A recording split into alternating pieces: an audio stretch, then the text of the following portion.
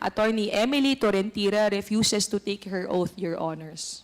Mr. Chairman, I'm just wondering why attorney, what's the name of that that person? Attorney Emily. Emily Torrentira, Your refuses to Honor. raise her hand for the oath taking. Can we ask her why she refuses to take her oath? May I, Mr. Chair? You can Your all sit down, Honors. ma'am. Upo na po. Thank you. Bakit Your daw po Honor. ayaw ninyo mag-take ng oath? No, Your Honor, I am not refusing to take the oath. Prior to being asked to take the oath, I was trying to explain, Your Honor, that I am not an invited resource person. Second, that I have only been asked now to explain why there was no receipt for subpoena for the persons who are not present here. That is what I am trying to say, Your Honors, respectfully. I just wanted to explain that as part of the Legal Affairs Division of the office, I wanted to explain why we did not receive.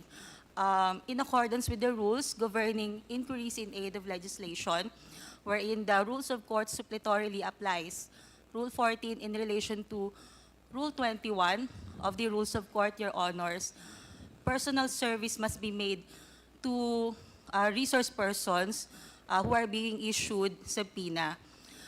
With that, Your Honor, they being not present in the office at that time, no person can receive on their behalf, and hence, there will be no proper service. Respectfully, Your Honors.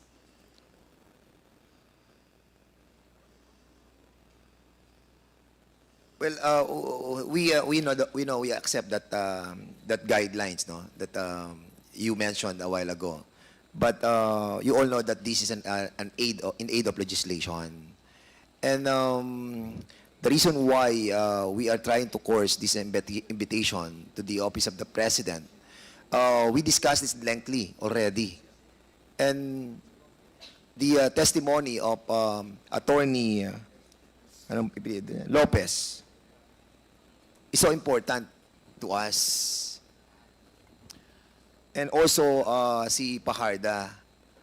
And I think, Mr. Chairman, with this kind of explanation that being manifested by Attorney Tolentino, as much as we accept that premise of her, but somehow we are all guided with moral decency, no? That somehow, sana Mr. Chairman, umattend naman po sila dito kahit na sabihin po natin that yun nga po, ito po yung sinasabi nung inyong minention a while ago, but I think somehow sa akin personally that is not accepted. And isang tanong lang, attorney, have somebody told you not to accept all those invitations? No, Your Honor. It was a... So it is in accordance with the rules, Your So Honor. it's your own Attorney, volition. we will recognize you later because hindi po kayo nag-take ng oath. Okay na po. Mr. Chairman, You've already said your piece. Thank Mr. you, Your Chairman. Honor. Congressman may I Paduano, ask you're the recognized. good attorney, what is your role in this? You are not invited, but you are present at today's hearing, and you never take your oath. As Why? legal counsel. What is your presence? Mr. Chair, Your Honor, I am the Chief of Legal Affairs of the Office of the Vice President. So, I am here to represent the institution, Your Honor. so you are here to represent the institution. You should, before talking, you should take your oath. Because that is on record. You're a lawyer. You know that. You cannot speak unless until you take your oath. That's the rule, internal rules of this House and this committee. You cannot speak unless you take your oath. Or else, I will move to excuse you in this room. Your Honor, if I may, Mr. Chair. Point of order, Mr. Chair. Mr. What is, Chair, what is your point of order? yeah, I take the position of Congressman Paduano. I really don't know why she's here. Has she forwarded any explanation written as to her attendance? Hindi, Mr. Comsec. Chairman, Mr. No, Chairman, Mr. Chairman. Mr. Chairman, a while ago, she was trying to tell us that she is the representative of the Office of the Vice President. And if you are the representative of the Vice President, you have this reason to take your oath as well.